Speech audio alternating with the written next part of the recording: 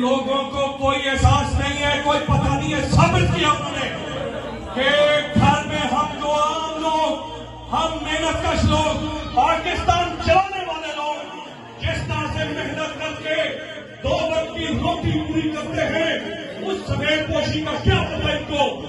इनके तो कुत्ते और घोड़े भी रोके खाते हैं, गोश्त खाते हैं। पाकिस्तान की 60% आबादी खतरे गुर्बत से नीचे रहती है। 100 रुपया कमाना उनके लिए चैलेंज होता है। इसके बावजूद वो पाकिस्तान के लिए मुखलिस है, इन दरिंदों से मुखलिस है, इनके झंडे उठाते हैं। मुझे तरस आता है मुस्लिम लीग और पीपल्स पार्टी के वर्करों पे, क्यों इन जालिमों को